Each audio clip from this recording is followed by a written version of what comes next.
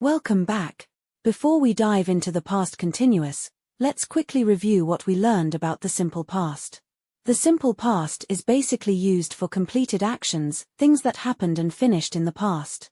It tells us what did happened. While past continuous talks about something that was in progress at a certain time in the past. It describes an activity that was ongoing at a particular time in the past. It talks about what was happening. So think about this.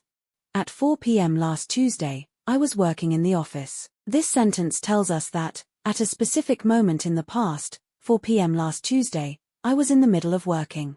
The action was ongoing at that exact time. The focus isn't on finishing the work, it's on the state of being in the middle of working at that time. It paints the backdrop.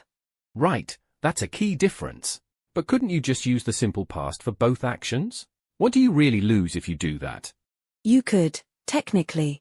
But you lose a lot of the context, the relationship between the actions. Let's look at this example. The children were playing football in the park when it started to rain. Were playing tells you that the football was the ongoing activity. Then, bam, something else happened, the rain started. It interrupted the game. If you just said, the children played football and it started to rain, it sounds more like two separate events that happened one after the other. It loses the interruption dynamic. Another example, Katty was watching a Korean drama when we arrived. Her watching was the background, the ongoing thing. Our arrival was the single completed event that happened while she was watching. Meaning, Katty was already in the middle of watching a Korean drama. Then, we arrived, this happened while she was watching. The sentence paints a clear scene, you're walking in, and she's already watching TV.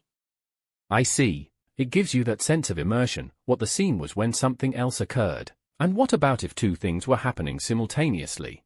The past continuous handles that perfectly. It's ideal for showing two or more actions in progress at the same time. Like, while Jane was cooking in the kitchen, her husband was cleaning the living room. Both actions were ongoing.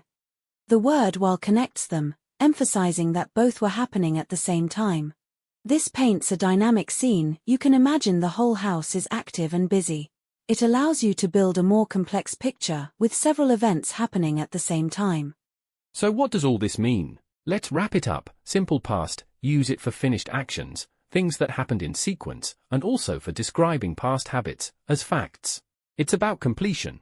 Past continuous, use it for actions that were in progress at a specific time, actions that got interrupted, or two or more actions happening at the same time.